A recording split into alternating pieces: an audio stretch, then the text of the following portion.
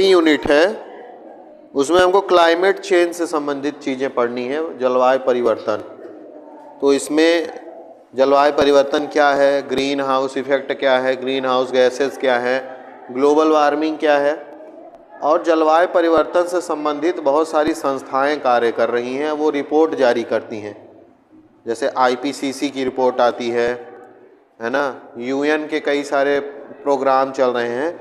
तो 5वीं और 6वीं यूनिट जो है वो जलवायु परिवर्तन से संबंधित है, तो इन पे हमको बात करना है। ये दोनों जुड़े हुए हैं, है ना, ये नहीं अलग अलग पढ़ेंगे।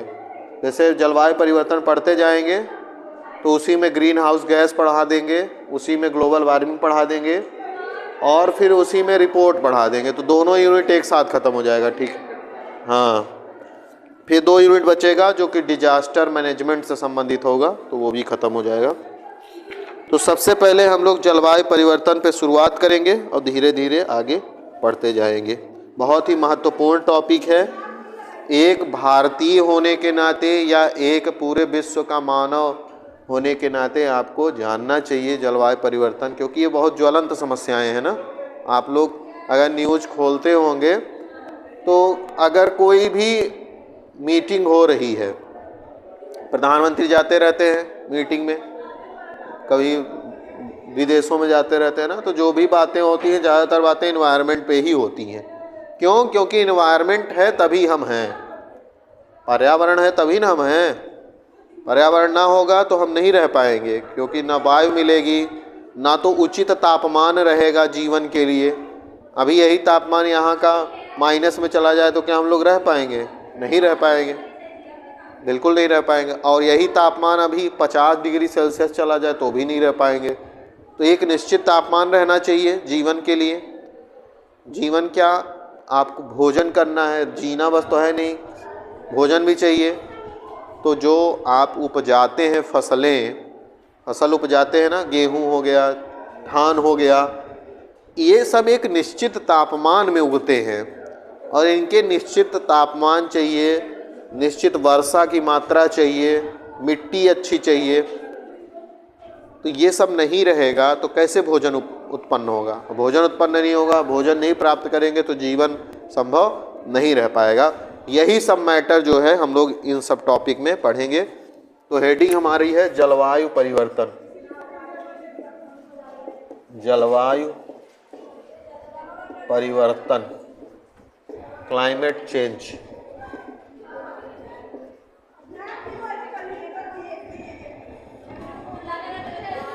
तो जलवायु परिवर्तन समझने से पहले हमको एक शब्द समझना होगा इसमें, और वो शब्द क्या है?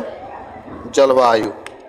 जलवायु हम आपको फर्स्ट सेमेस्टर में ही बता चुके हैं क्या होती है जलवायु और क्या होता है मौसम। कौन बताएगा जलवायु क्या है?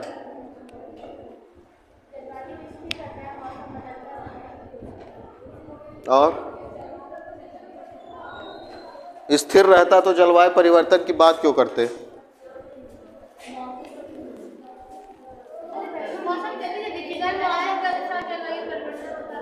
हैं? मौसम के अनुसार जलवायु परिवर्तन होता रहता है पृथ्वी पर। और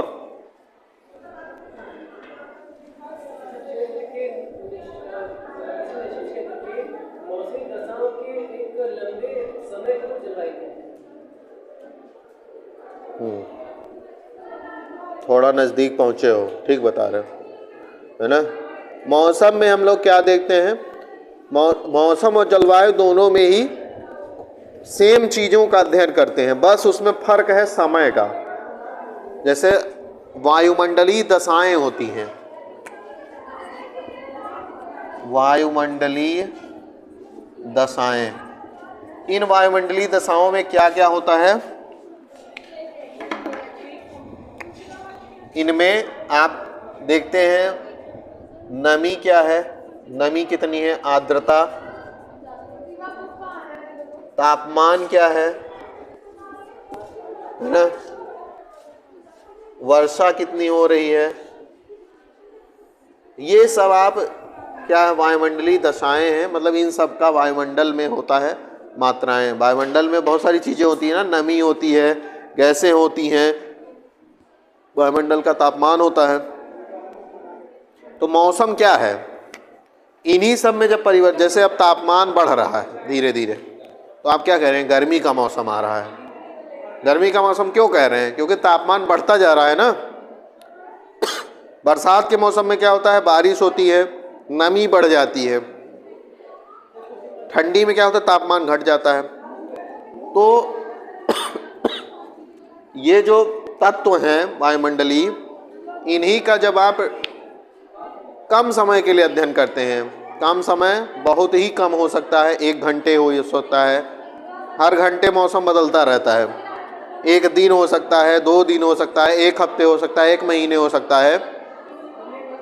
तो जब अल्पकालीन अध्ययन करते हैं इन वायुमंडलीय दशाओं का, तो वो मौसम कहलाता है। और मौसम मतलब हमेशा जो है परिवर्तनशील रहता है। जलवायु भी परिवर्तनशील है, लेकिन वो बहुत लंबे समय में परिवर्तन होता है। ये नहीं कि आज जलवायु कुछ है कल दूसरी हो जाएगी, ऐसा नहीं होगा। तो अल्पकालीन वायुमंडलीय दशाओं का अध्ययन क्या कहलाता है? मौसम। और मौसम जो है डेली बेसिस पे बदलता रहता है। जैसे आप देखते हैं कि दिन में ठंडी लगती है, दोपहर में गर्मी लगने लगती है, फिर शाम में ठंडी लग रही है, तो वो मौसम बदल रहा है। अभी हवा चलना बंद हो जाए तो अच्छी धूप लगेगी, हवा चलने लगेगी, धूप अच्छी नहीं लगेगी, तो ये मौसम है। लेकिन जलवायु जो है वह इन्हीं वायुमंडलीय दशाओं का कैसा अध्ययन है? दीर्घकालीन अध्ययन है। और वह दीर्घकालीन क्या होता है? 10 साल, 30 साल, 50 साल, 100 साल ऐसा होगा, उसमें 1-2 दिन नहीं होगा। तो इन 10 सालों में क्या अध्ययन करेंगे? जब आप मौसम का अध्ययन कर रहे हैं तो डेली बेसिस पे अध्ययन करते जा रहे हैं। तो रोज रोज का तापमान इकट्ठा करते गए आप, फिर 10 सालों का इकट्ठा हो गया, तो उसको जब एक साथ अध्ययन करते हैं तो आपको एक ट्रेंड पता चलता है। ट्रेंड मतलब जैसे कोई बच्चा है 6वीं, 7वीं, 8वीं, 9वीं, 10वीं, है ना, इतनी कक्षाओं में पहले 50% था, 55 हुआ, फिर 60 हुआ, 65 हुआ, 70 हुआ। तो ये पूरा आंकड़ा देख के आप क्या कह सकते हैं? एक ट्रेंड पता चल रहा है आपको। ट्रेंड मतलब एक क्रम, कि जैसे जैसे वह कक्षाओं में आगे बढ़ रहा है उसका परसेंटेज बढ़ता जा रहा है। एक ट्रेंड पता चला कि नहीं पता चला? पता चल रहा है कि नहीं? परसेंटेज बढ़ा कि नहीं बढ़ा? ऐसे ही जब आप बहुत सारे डेटा को एक साथ देखते हैं तो आपको एक क्रम पता चलता है कि भाई तापमान ही मान लीजिए 2020 चल रहा है, 2022 चल रहा है, 23 चल रहा है, तो 2010 से 2020 तक के आंकड़े को देखिए आप, तापमान संबंधित आंकड़ा, तो आपको कुछ पता चलेगा उसमें कि किस महीने में ज़्यादा तापमान रह रहा है, किस महीने में कम तापमान रह रहा है, कौन महीना सबसे ज़्यादा गर्म था, कौन सबसे ज़्यादा ठंडा था, ये सब आंकड़े पता होते हैं। तो जलवायु जो है वो दीर्घकालीन अध्ययन है वायुमंडलीय दशाओं का, ठीक है। उसमें परिवर्तन होना, उस दीर्घकालीन जो दशा है उसमें परिवर्तन होना क्या है? जलवायु परिवर्तन कहलाता है। जलवायु परिवर्तन कोई आज की नई घटना नहीं है कि आज होने लगी है 10 साल पहले या 15 साल पहले।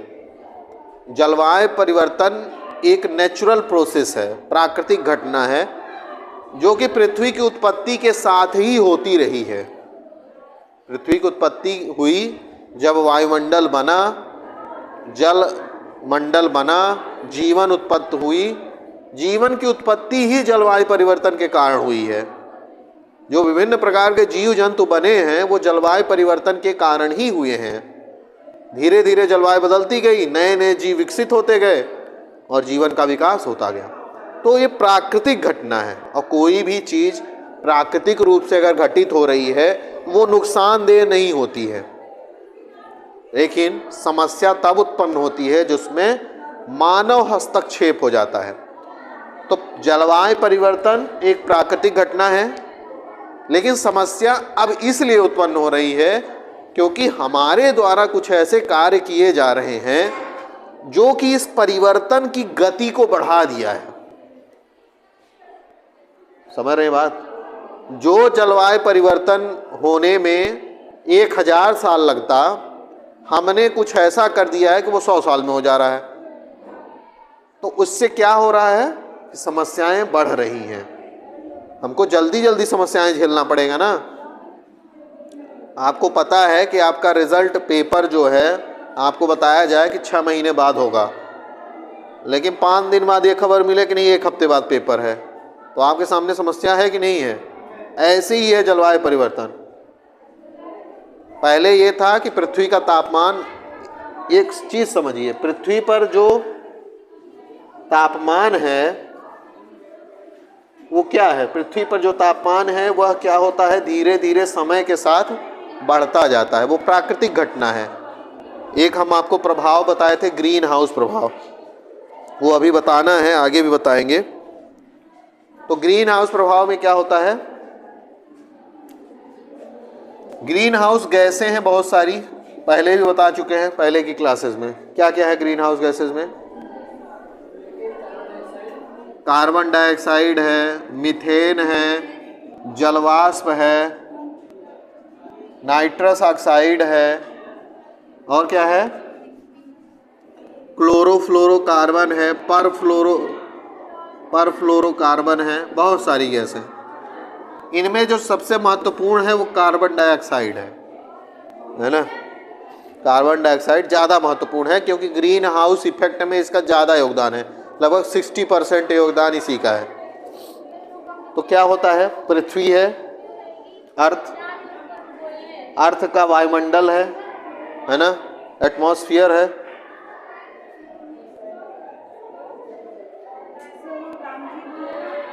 हाँ राम जी भैया हैं।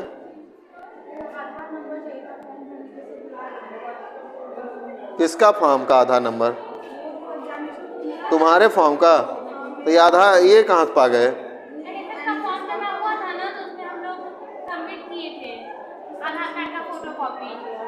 NSS के फॉर्म में गाओ राम जी भैया।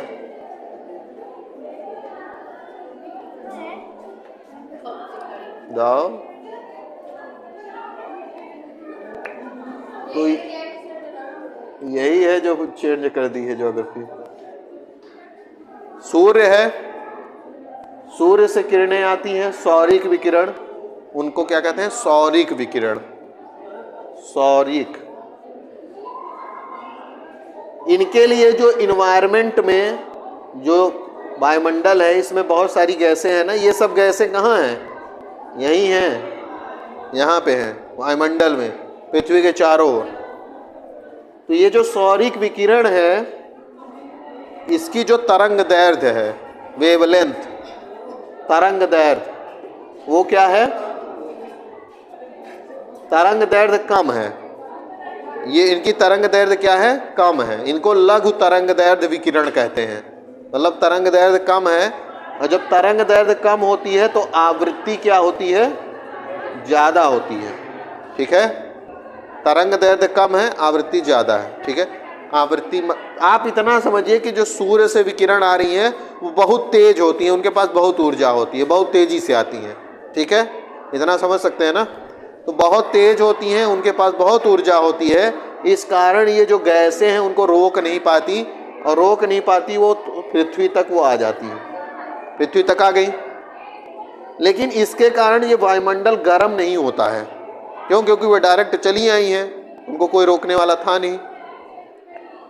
अब कुछ समय पश्चात पृथ्वी से ये जो ऊष्मा, ये किरणें पृथ्वी अवशोषित की हुई है, कुछ समय पश्चात ये उत्सर्जित होती है, उत्सर्जित होती हैं, यहाँ से उत्सर्जित होंगी।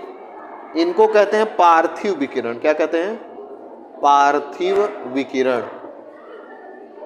इनकी जो तरंग दैर्ध्य है वह क्या है, उल्टी, इसके विपरीत, तरंग दैर्ध्य ज़्यादा और आवृत्ति क्या हो जाएगी, कम हो जाएगी।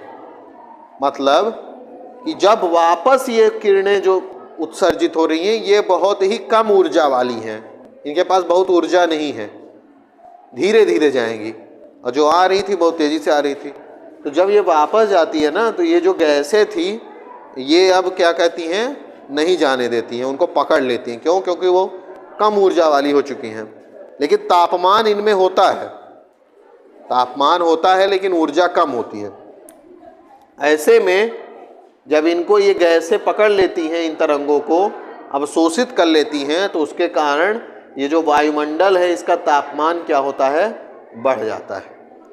यही ग्रीन हाउस प्रभाव कहलाता है ना। ग्रीन हाउस गैसें क्या है? पृथ्वी से उत्सर्जित होने वाली जो पार्थिव विकिरण है उनको अवशोषित करती हैं, उसके कारण वायुमंडल का तापमान बढ़ जाता है। और वायुमंडल का तापमान बढ़ता है वही पृथ्वी का तापमान माना जाता है।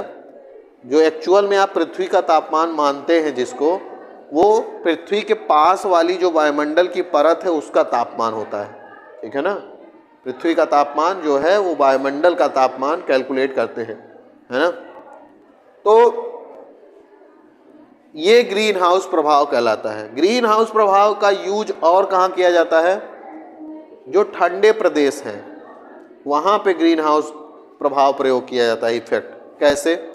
ठंडे प्रदेश आपको पता है वहाँ पे सूर्य की किरणें बहुत ज़्यादा समय के लिए नहीं आती हैं, ठीक है, और वहाँ का तापमान बहुत कम रहता है। ऐसे में वहाँ पे कोई भी सब्जी फल आदि उगाना बहुत कठिन होता है ना। तो वो क्या करते हैं? शीशा जो है, शीशे का एक घर बनाते हैं, कांच का एक घर बनाएंगे, ठीक है, और वह कांच कैसा होगा? पारदर्शी होगा। यहाँ पे बहुत सारी वो अपनी फसल आदि को उगाएंगे। क्या कैसे काम करता है यह? सूर्य से जब किरणें आती हैं वही सेम प्रोसेस। तो सूर्य से किरणें आती हैं तो उनके पास ऊर्जा ज़्यादा होती है, तरंग दैर्घ्य कम होता है, आवृत्ति ज़्यादा है, तो वो इस कांच को क्रॉस करके यहाँ आ जाती है, यहाँ पे आ जाएंगी। लेकिन जब वो वापस जाएंगी, जब वो वापस जाती हैं तो उनकी जो ऊर्जा है वो कम हो जाती है, तरंग दैर्घ्य ज़्यादा हो जाती है यहाँ पे, ये इस तरह वाली, तो वो कांच को क्रॉस करके बाहर नहीं जा पाती। ऐसे में वो यहीं फंस के रह जाती है। और इससे क्या होता है कि ये जो कांच के अंदर का तापमान है वो क्या होता है? ज़्यादा हो जाता है, बढ़ जाता है। और इससे जो सब्जियों को एक टेम्परेचर चाहिए वो मिल जाता है, और उस टेम्परेचर के कारण सब्जियां उग जाती हैं, उनका विकास होने लगता है ना। और कहाँ देखते हैं आप? आपने देखा होगा जैसे गर्मियों का मौसम आ रहा है या धूप का मौसम, जब भी मौसम हो, आप 4 व्हीलर में कहीं जाइए और 4 व्हीलर को पार्क करके चले जाइए कहीं। आप मान लीजिए होटल चले गए खाना खाने दोपहर में, तो जब आप थे, जब तक एसी चल रहा था, कूल था, एसी बंद करके जाएंगे, चालू करके तो जाएंगे नहीं। अब जब आप वापस आएंगे, गेट खोलेंगे तो आपको बहुत गर्मी महसूस होगी। वो क्यों महसूस होता है? यही वाला है। जब कार बंद थी, पूरे शीशे बंद थे, तो जो सूर्य की किरणें थी वो कांच के अंदर तो चली जा रही थी, लेकिन जब वो वापस निकलना चाह रही थी तो नहीं निकल पा रही थी। तो इसके कारण अंदर का जो टेम्परेचर है वो क्या हो गया था? बढ़ गया था। तो वो ग्रीन हाउस इफेक्ट ही है, ठीक है ना। तो समस्या क्या है इसमें? समस्या ये है कि जब ज़्यादा से ज़्यादा कार्बन डाइऑक्साइड गैसें बढ़ती जाएंगी, और कैसे बढ़ेंगी? हम लोग बहुत सारा उद्योग स्थापित किए हैं, वाहन स्थापित, हम लोग प्रदूषण पढ़ चुके हैं, वायु प्रदूषण पढ़े हैं ना। तो वायु प्रदूषण में बहुत सारी गैसें जो है उद्योग से, कारखानों से, वाहनों से उत्सर्जित होती हैं। उनमें ये वाली गैसें भी होती हैं। ये वाली गैसें वायुमंडल में बहुत समय तक बनी रहती हैं। तो अगर हम बहुत ज़्यादा वायुमंडल में इन गैसों को उत्सर्जित करते रहेंगे तो जो पृथ्वी द्वारा उत्सर्जित जो विकिरण है उसको ज़्यादा से ज़्यादा रोकेंगी। जब ज़्यादा से ज़्यादा रोकेंगी तो और तापमान बढ़ता जाएगा। यह क्रिया बार बार होती रहेगी, तापमान बढ़ता रहेगा। तो तापमान बढ़ने से समस्या क्या है? बढ़ जाए, क्या समस्या होगी? तापमान बढ़ने से कोई समस्या होगी तब ना बात कर रहे हैं। वो समस्या क्या है? सोचा आपने? क्या होगा? तापमान मान लीजिए बढ़ ही गया तो क्या हो जाएगा? गर्मी बढ़ जाएगी, गर्मी बढ़ जाएगी, ठीक है। और क्या हो जाएगा? तापमान बढ़ जाने से गर्मी बढ़ जाएगी, ठीक है। और क्या होगा? पानी खत्म हो जाएगा, तो सूख जाएगा, तो कहीं ना कहीं तो बारिश होगी ना। एक जगह सूख जाएगा, दूसरी जगह बारिश होगी।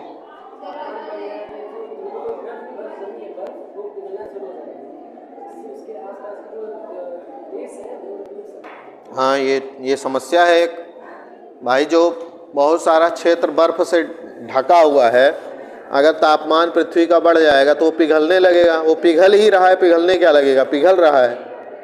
उसके कारण जो जल का स्तर है, जो समुद्र तल है ना, पूरे महाद्वीपों के चारों ओर समुद्र है, उसका लेवल बढ़ेगा, वो पानी का लेवल बढ़ेगा।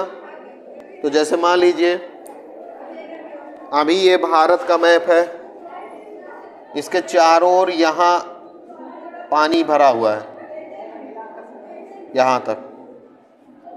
अब अगर पूरे जितना बर्फ है अगर वो पिघल जाएगा तो भारत के चारों ओर जो समुद्र का तल है वो भी तो ऊपर जाएगा। तो वो ऊपर जाएगा तो क्या करेगा, भारत का जो क्षेत्र है, मान लीजिए इतना बड़ा क्षेत्र डूब गया। ये ऐसा नहीं है कि एक दिन में डूब जाएगा, ये डूब जाएगा इतना। तो इतने लोग जो यहाँ रह रहे थे, वो अपनी खेती किसानी कर रहे थे, जानवर रह रहे थे उनके साथ, उन्होंने घर बनाया था। अब ये लोग कहाँ जाएंगे? इधर जाएंगे, विस्थापन होगा इनका। तो जो रहने वाली जमीन थी वो घट जाएगी ना। ऐसे ही पूरे विश्व में होगा, हर एक देश के आसपास की कुछ सीमाएं डूब जाएंगी। तो इससे क्या होगा, हर अन्य देशों का जो क्षेत्र है वो भी क्या हो जाएगा, कम होता जाएगा। तो जो स्थान है, जो आवासीय स्थान है या कृषि योग्य है या वन आदि हैं, वो डूब जाएंगे। तो उससे क्या होगा, कम हो जाएगा वो क्षेत्र, उससे संसाधन की कमी होगी। दूसरा, अगर तापमान बढ़ जाएगा तो तापमान के कारण बहुत सारी चीज़ें जुड़ी हुई हैं। कौन कौन सी चीज़ें जुड़ी हैं? हवाएं जो चलती हैं, हवाएं पढ़ाएं आपको, वायुदाब पढ़ाए थे। तो जहाँ पे ज़्यादा तापमान होता है वहाँ पे निम्न वायुदाब, और जहाँ पे कम तापमान वहाँ पे उच्च वायुदाब। तो अगर ये तापमान में परिवर्तन होगा तो जो विश्व में हवाएं चल रही हैं वो परिवर्तन हो जाएगा। और हवाओं से ही लिंक हैं बादल, हवाओं से ही बादल बनते हैं। हवाएं ही नमी ले जाती हैं दूर दूर तक, और नमी ही बादल बनते हैं ना, नमी से ही बादल बनता है। तो जब हवाएं, पहले तो तापमान चेंज होगा, तापमान चेंज होगा तो हवाओं की दिशा चेंज हो जाएगी, हवाओं की दिशा चेंज हो जाएगी तो क्या बादल जो बनते हैं उनके बनने का जो क्रम है वो चेंज हो जाएगा। और जब बादल बनना चेंज हो जाएगा तो वर्षा कम या ज़्यादा होने लगेगी, है ना। बादल से ही तो वर्षा होती है ना, तो वर्षा में भी चेंज होगा। जब वर्षा में परिवर्तन होगा तो मान लीजिए आप जो 4 महीने यहाँ बारिश होती थी उसमें जो फसल बोते थे, अब वो ऐसा हो जाए कि 2 ही महीने बारिश हो, तो फिर आपकी खेती प्रभावित होगी कि नहीं प्रभावित होगी। और जब तापमान परिवर्तन होगा तो वो ऐसा परिवर्तन होगा कि आप एक निर्धारित नहीं कर पाएंगे कुछ भी चीज़ें। जैसे अभी हम लोग कहते हैं ना कि 4 महीने गर्मी पड़ेगी, 4 महीने ठंडी पड़ेगी, 4 महीने बरसात होगा, लेकिन जलवायु परिवर्तन में ये चीज़ें क्लियर नहीं रहती। कभी ठंडी में बारिश हो जाएगी, कभी गर्मी में हो जाएगी, कभी बरसात में बारिश ही नहीं होगी, सूखा पड़ जाएगा, बाढ़ आ जाएगी। ये सब समस्याएं हैं जलवायु परिवर्तन के साथ। जलवायु में परिवर्तन होने से कोई भी चीज़ एक क्रम में नहीं रह जाएगी। जो आप मौसम का चक्र देख रहे हैं, विभिन्न ऋतुओं का चक्र देख रहे हैं, वो सब क्या हो जाएगा, परिवर्तित हो जाएगा। तो ऋतुओं का चक्र परिवर्तन होना बहुत सारी घटनाओं को जन्म देगा, है ना। इन्वायरमेंट जो है उसमें जो जीव जंतु हैं वो ऋतुओं के अनुसार ही अपना बहुत सारा कार्य संपन्न करते हैं। जैसे प्रजनन का कार्य हो गया, फसलें जो उगती हैं वो ऋतुओं के अनुसार हम लोग बोते आदि हैं। जब ऋतुएं ही नहीं रह जाएंगी, आपको समझे में नहीं आएगा कि कब ठंडी खत्म हुई, कब गर्मी शुरू हो गई, कब बरसात आ गया। तो जब आपको ही नहीं पता चलेगा तो जानवरों को भी नहीं पता चलेगा। जब आपको नहीं पता चलेगा तो आप खेती नहीं कर पाएंगे, जानवर जो हैं अपना प्रजनन आदि का कार्य नहीं कर पाएंगे। तो इससे क्या होगा कि जैव विविधता को नुकसान होगा। जैव विविधता क्या है? जीवों का विभिन्न प्रकार का पाया जाना। जीव नष्ट होते जाएंगे। बहुत सारे जीव हैं जो एक निश्चित तापमान में ही जीवित रह पाते हैं, तापमान बहुत बढ़ जाएगा वो नहीं जीवित रह पाएंगे। तो बहुत गंभीर समस्या है जलवायु परिवर्तन, है ना। एक और इसमें प्रभाव होता है, जो अभी क्या है कि जो पिघले जो बर्फ़ जमी हुई है जहाँ भी, बहुत सारे वायरस बैक्टीरिया जो है उन बर्फ़ों में क्या है, जम गए हैं। लेकिन जब पिघलेगी बर्फ़, तापमान बढ़ेगा, तो तापमान बढ़ने से नए नए रोग भी उत्पन्न होंगे, है ना। नए नए वायरस बैक्टीरिया फैलेंगे, जिससे क्या होगा, सबको नुकसान होना है, हमको भी, आपको भी, जानवरों को भी, है ना। ठीक है। तो इसमें कुछ साक्ष्य दिया गया है, कुछ आंकड़े दिए गए हैं कि कैसे जलवायु परिवर्तन हम देख सकते हैं। कुछ आंकड़े हैं, उनके बारे में आपको बता रहा हूं। जैसे जो तापमान में वृद्धि देखी जा रही है ना, तो जैसे जो 20वीं सदी बीती है, हम लोग किस सदी में हैं? 21वीं सदी में। 21वीं सदी कब से कब तक चलेगी? कब से कब तक का समय 21वीं सदी कहलाएगा? 2000 से लेकर के 2100 तक का समय क्या कहलाएगा? 21वीं सदी। ठीक है। हम लोग सब लोग 21वीं सदी में ही मर जाएंगे, है ना। अगर कोई 100 साल ना जिया यहाँ पे, तो हम लोग 21वीं सदी में ही मर जाएंगे।